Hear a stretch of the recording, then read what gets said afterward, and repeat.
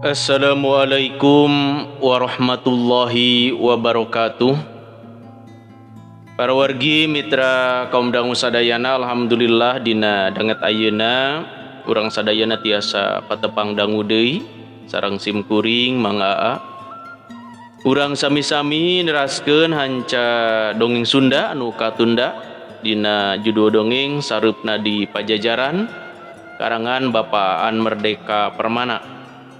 Sakumaha biasa ieu carita tatar Sunda didugikeun ku channel Dongeng Sunda Mang Aa anu dipikam meumeut ku urang sadayana. Ka para wargi mitra kaum dangu sadayana anu mika landep mika resep kana dongeng Sunda, mangga tiasa di subscribe wae dina channel anu parantos disayogikeun. Dina danget ayeuna ieu dongeng Sunda teh majeng kana bagian anu ka-48 nya. Hapunten anu kasuhun sababaraha dinten mangga teu tiasa nepangan ka palawargi mitra kaum dangu sadayana jalaran aya wagelan. Alhamdulillah dina danget ayeuna tiasa patepang dangu deui sareng parawargi mitra kaum dangu sadayana. Dina hanca anu sateu acana hanca urang teh nuju nyarioskeun ginggi anu nuju ngobrol sareng Purbajaya teh nya sapertosna diserang ku Raden Suji Angkara teh ya. Tah kumaha lajengna ieu carita mangga urang sami-sami bandungan ku sadayana. Mudah-mudahan ieu dongeng Sunda janten landong pangbeberah kana manah kanggo urang sadayana. Mangga wilujeng ngadangukeun sareupna di Pajajaran dina seri anu ka-48.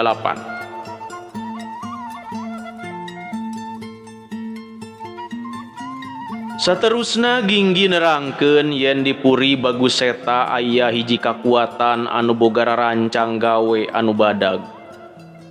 Aya Ki Soka, aya Ki Banaspati, tos puguh aya Ki Baguseta sareng Suji Angkara. Nu di luar dayeuh pakuan oge aya kakuatan anu dipupuhuan ku Ki Sunda Sembawa. Ngan sanaos ngahiji tetep maranehna baroga kapentingan sewang-sewangan. Cek ginggi.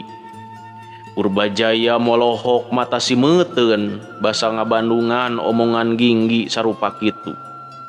Kaula teu nyangka andika anu kusasaha dianggap bodoh katotoloyoh, anu dianggap teu bisa mikir jembar, anu pangkatna ukur purah di utah etah tapi boga pangaweruh ngeunaan kaayaan nagara.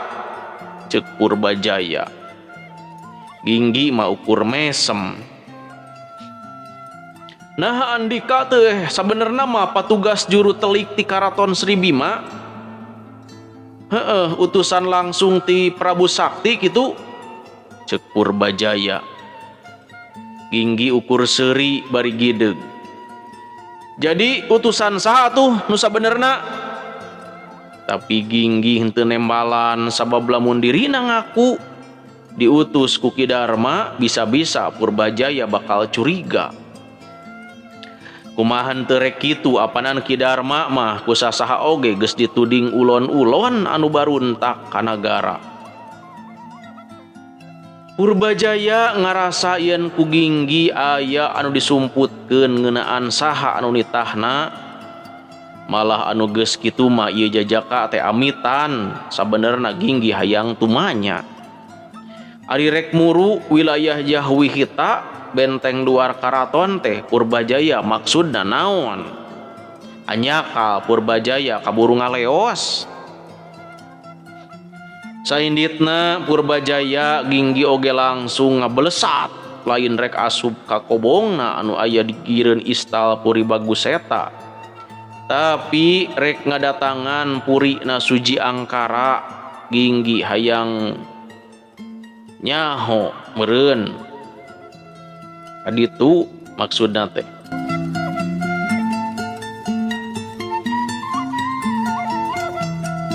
Paula duaan oge amitan saupama Raden Purbajaya moal nyangkala kaula duaan.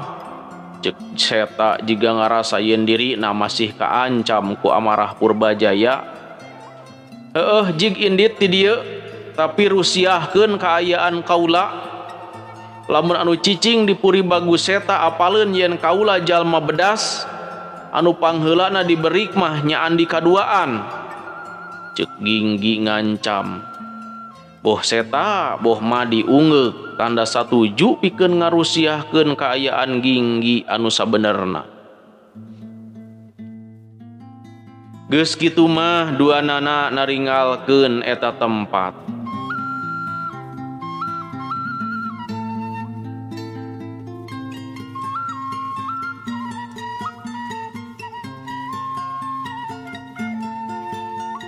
Anu aya di eta tempat tinggal duaan.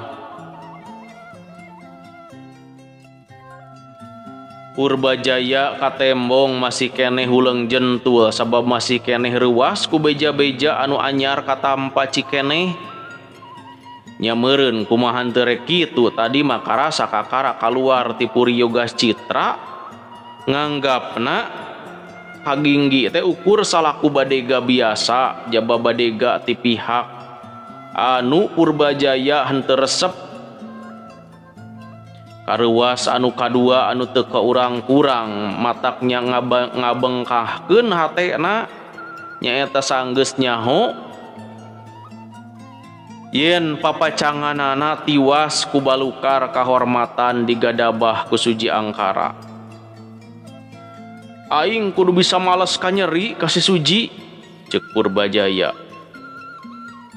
Henteu kedah ku salira Raden, keun eta mah bagian jisim kaula, ceuk Ginggi.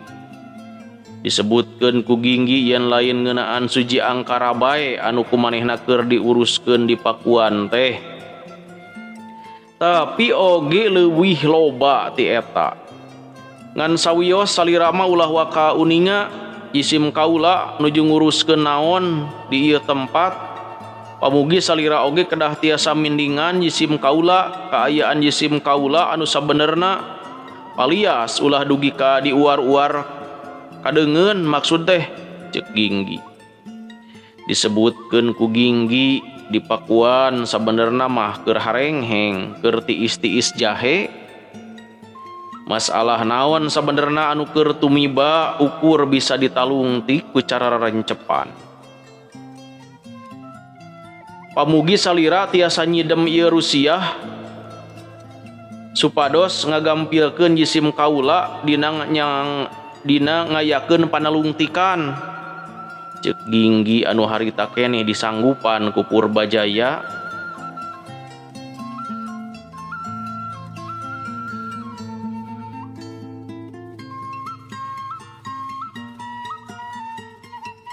Harita punten para wargi mitra kaum dangu sadayana, harita Ginggi hayang nguguhkeun kaayaan Suji Angkara. Naha eta jalma geus nyaho saha sabenerna dirina atawa acan. Duh sabab lamun si Suji geus ngaduga saha aing sabenerna tang tu eta jalma kudu dipiheulaan dibekem, ceuk hatena. Ginggi inget kana tugas anu dibikeun boh ku Ki Banaspati boh Ki Sunda Sembawa yen manehna kudu maehan Suji Angkara. Keheulaanan lamun maehan si Suji dasarna dumeh diutus ku Ki Banaspati lain pedah kitu, ceuk pikirna. Ginggi marek muru imahna Suji Angkara teh kusabab hayang nyaho. Nah eta jalma geus curiga ka dirina atawa acan. Lamun geus curiga nya kapaksa nyieun tindakan, lamun acan nya moal dikukumaha. Ginggi bebelesatan balicet ka kenca, balincet ka katuhu, lumpat ngaliwatan sela-sela dahan kai sangkan ulah pasarandog jeung patugas tugur. Tugur atawa patugas ronda saban peutingna aya 2 rombongan. Saregu ngurilingan wilayah da bale hita benteng jero karaton. Saregu deui ngurilingan wilayah jahwi hita benteng luar karaton. Regu anu 2 ieu dibagi 2 deui. Nu hiji inditna ti kenca, nu hiji deui inditna ti katuhu. Tur engke patepung di hiji gardu. anu jumlahna jalma jauh leuwih loba mah anu ngurilingan wilayah benteng luar karaton. Maranehanana tugasna oge tarumpak kuda. Nah make kitu sabab area wilayah benteng luar mah leuwih lega. Lamun ceuk hitungan ayeuna mah panjangna 17 kilo jeung rubakna 5 kilometer. Ngurilingan benteng luar karaton lamun lempang sakuriling teh bakal meyakeun waktu sapoe jeput. Lamun ngagunakeun kuda nya kurang leuwih 2 jam ceuk hitungan zaman kiwari mah. Artina tugur anu bakal ngaliwat teh nitih sajam sakali sabab pan dibagi 2 regu teh ya. Ari tempat dumukna Suji Angkara dihapit kedua benteng, artina keamanan imah Suji Angkara maka jamin. Sabab bisa kaawaskeun ku saban tugur. Dina harti sejen lamun Ginggi hayang asup ka eta wilayah kudu ati-ati. Ginggi memang ulah tepikeun ka pasarandog jeung tugur anu mana bae. Sanajan loba perjurit anu wawuh ka dirina, tapi maranehna bakal curigaeun lamun mireungeuh Ginggi ku kulunuan wayah peuting.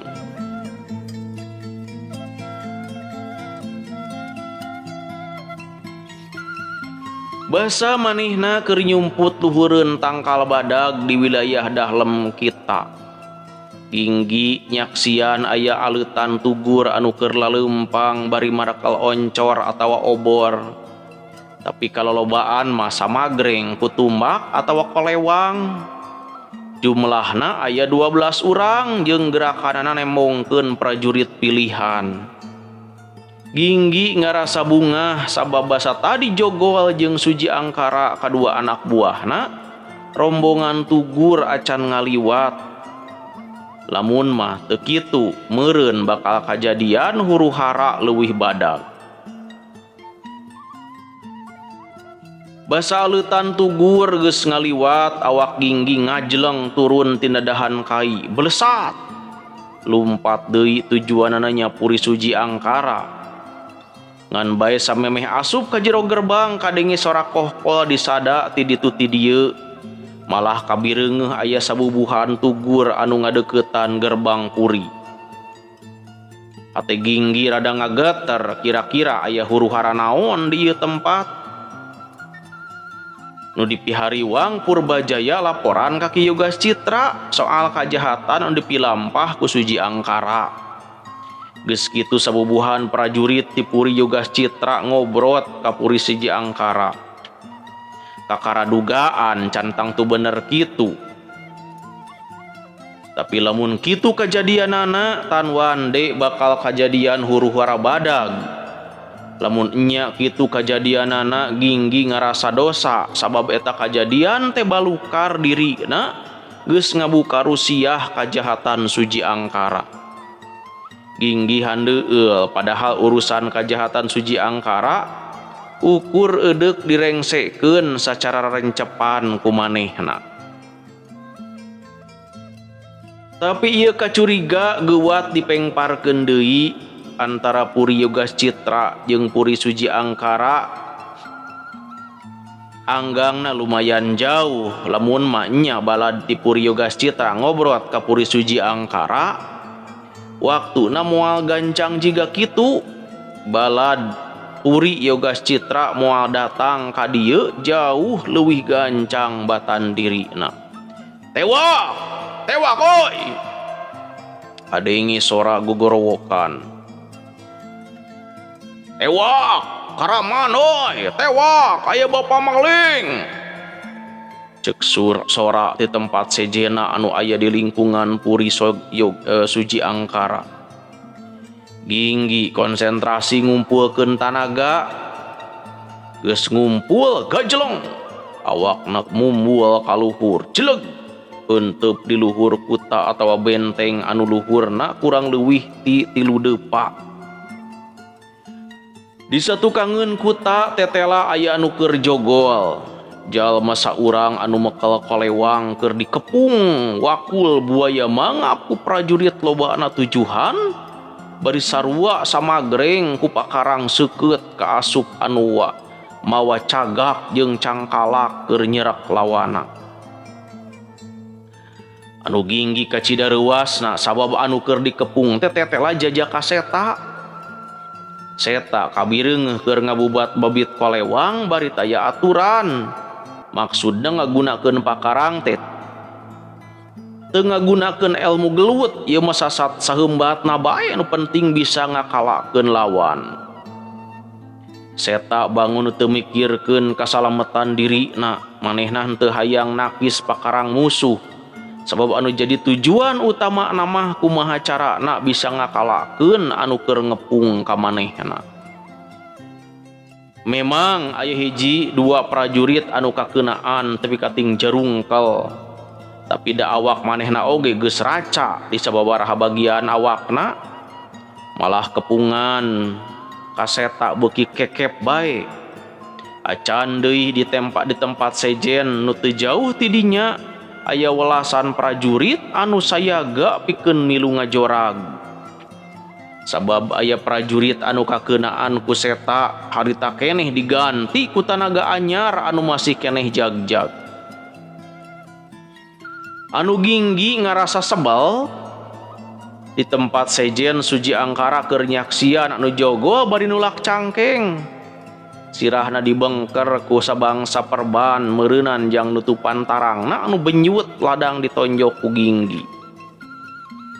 Ginggi hatena ngagugudag kumahan teu rek kitu sabab Suji Angkara nangtung nulak cangkeng teh ari suku sabelah mah keur nincak hiji awak jalma anu geus teu usik-usik acan. Acan deui teu jauh ti dinya aya awak jalma duaan sarua tinggal lepak. Ginggi can bisa ngajudi saha jalma tiluan anu tinggal lepak teh. Napas Ginggi rada kapendet alatan reuas jeung ambek.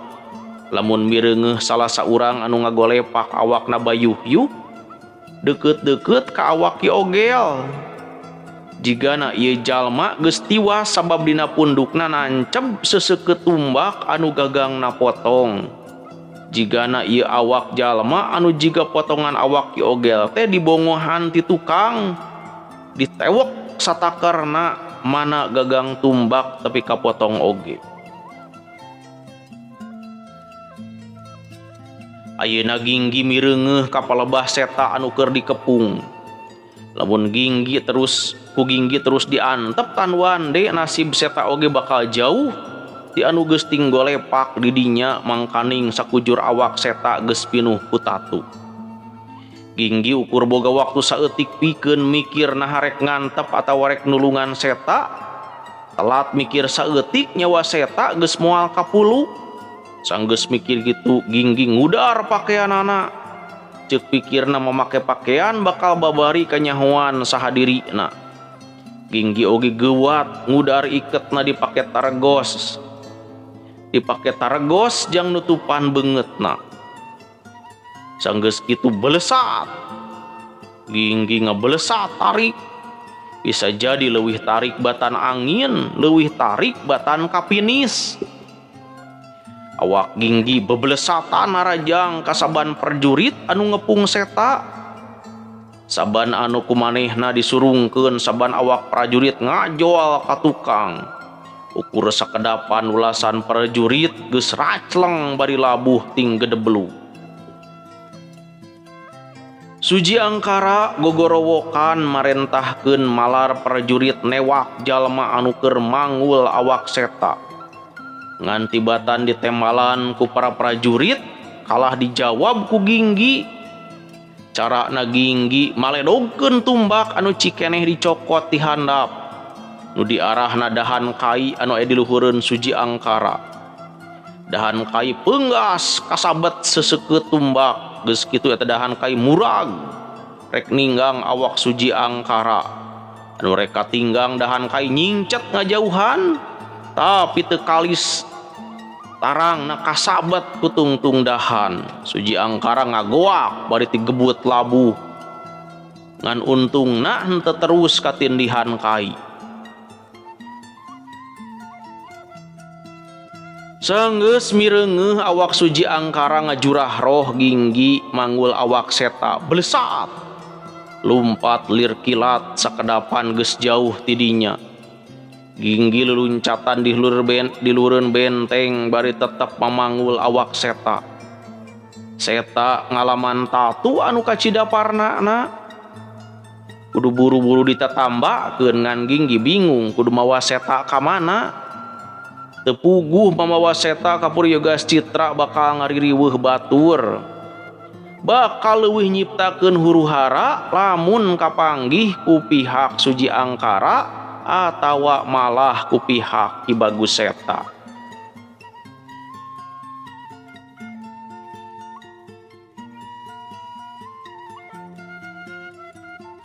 Tungtungna Ginggi bebelesatan muru wewengkon Tajur Agung, atawa bisa jadi nu ditujuanna teh Leuweung Songgom, leuweung larangan anu aya di wilayah Pakuan.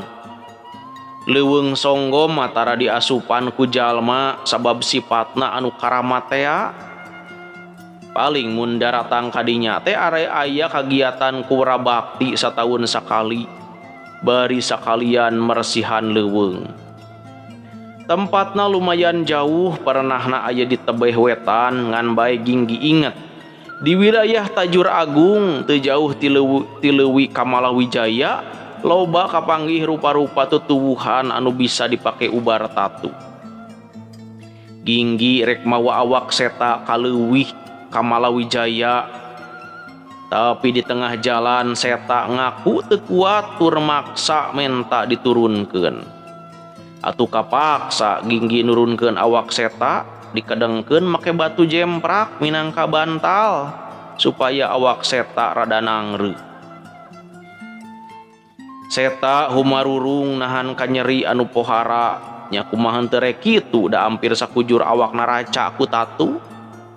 Di sawatara bagian awak namatang tatu teh maning gudawang jiga natapak disabat sababaraha kali ku congo gobang.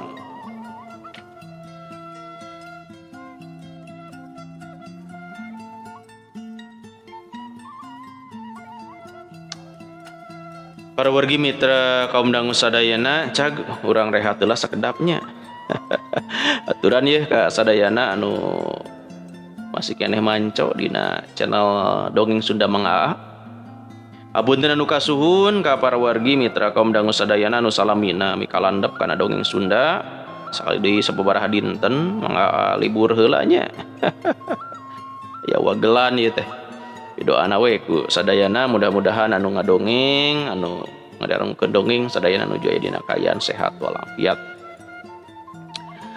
Oge ka para wargi mitra kaum dangu sadayana hapuntenna sabarawakelan ti payun kantos aya perobihannya rupina dina channel Dongeng Sunda mangga oge bilih aya perobihan channel sareng sakedar rupina didangtos engke diumumkeun ku bagian adminnya. Dina haturan nuju wayah kieu ka Mamah El Hatman anu nuju ngadangukeun dongeng mudah-mudahan sehat. Ka Teh Rita RC oge ka Pak Permana Hadi Wijaya haturan wijeng ngadangukeun. Lajeng ka Arum Caket anu salamina ngantos-ngantos ya. Dina menong deui nya. Oge ka Kang Rusli nu sami-sami oge ya nuju ngantosan madalana Dongeng Sunda sareng di Pajajaran ka Ibu Dokter Yulinda Belia ka channel Undaka Panyawangan oge ka Pak Nurdin Kang Kanu ya mah damang. Lajeng ka Ibu Lela Sukaisi haturan jeung ngadangukeun oge ka Pak Ade Walahar ka Nene Yani oge lu jeung ngadangukeun. Ka Teh Linda Imut lajeng ka Kang Setia Budi ka Teh Iom Puspa Pak Taryo di Jambi haturan. Teh Hentin oge di Buah Batu, Teh Hotimah Pak Ayep Karsim di Cimenyan haturan. Oge ka Panana Samsudin haturan jeung ngadangukeun ka Kang Yayan Sopian di Bandung, ka Pak Ali Alun oge. Jeung ngadangukeun nya.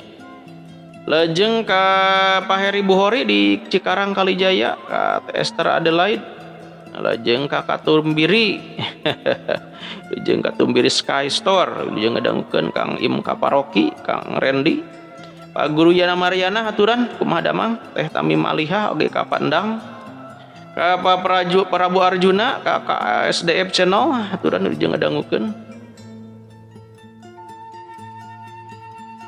lajeng ka Pak Mamat Rahmat ogeng ka Pak Agus Somantri oge ka Teh Enji haturan jeung ngadangukeun oge nu sanes nama dikumkeun we anu biasa ngadarangkeun dongeng mudah-mudahan sakali deui ieu dongeng katampi kalayan kabingahan janten landong pangbebrah kana manah kanggo urang sadayana supados teu nyangkolong teuing kana waktos mangga urang sami-sami teraskeun bae ieu dongengna.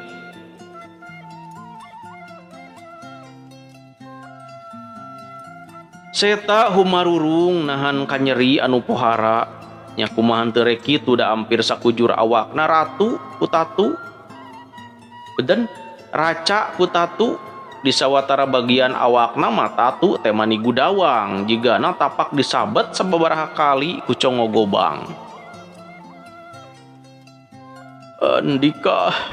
Andika teh ginggi cenah haros-hos jeung hese beleke hayang nyarita bentes teh nya kaula ginggi aduh geus disangka samemehna pasti Andika nulungan kaula heueuh teu kahaja eta mah dumeh kaula ngahaja rek nalungtik suji angkara malah balaka we tadina mah ku kaula tadina mah kaula curiga Andika jeung Madi edeuk ngabejakeun ka suji angkara ngeunaan kaula cek Madi cek ginggi harita teh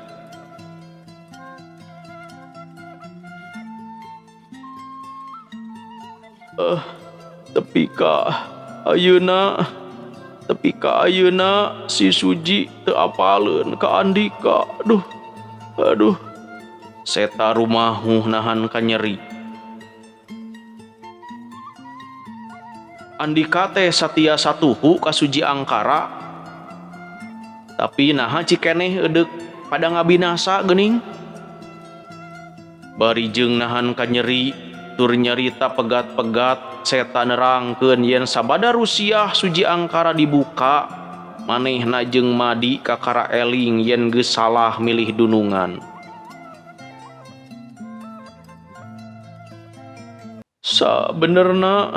Sabenerna Ki Ogel jeung Ki Banen geus ngabejaan yen suji angkara lain jalma bener tapi kaula jeung Madi teu percaya balukarna kaula ngajauhan Ki Banen jeung Ki Ogel alah seta ngarahu nahan kanyeri. Cenah seta jeung Madi akhirna nepungan Ki Ogel jeung Ki Banen malah ngajak sangkan ngobrot suji angkara malah kabeneran boh Ki Ogel boh Ki Banen oge satuju nya pamustunganana kaula opatan teh kaula opatan sejak ngobrot suji angkara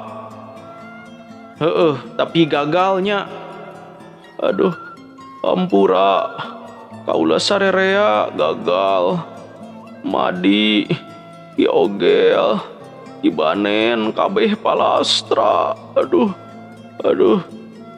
cek seta ngabangingik ceurik bari paselang jeung humarurung meugeus montong loba cacarita deui Andika kudu ngawet-ngawet tanaga sabot kitu kaula edeuk muru ka sisi Cihaliwung deket leuwih ka Malawijaya loba tutuwuhan anu bisa dipake ubar cek ginggi bari cengkat ngan bae seta nyekelan leungeun ginggi aduh kaula milu cenah tadi nyebut menta diturunkeun alatan teu kuat pan nya ayeuna mah hayang milu ka sisi Cihaliwung bawa ieu batu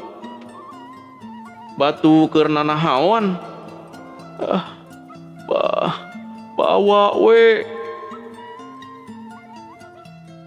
Pan di sisi Cihaleuwung ge loba batu mah. Nya hayu atuh. Ginggi mangweu deui awak seta dibawa lumpat ngurus sisi Cihaleuwung. Geus, Andika nungguan heula kaula sabot neangan ubarnya, cek Ginggi ngecagkeun awak seta. Teu kudu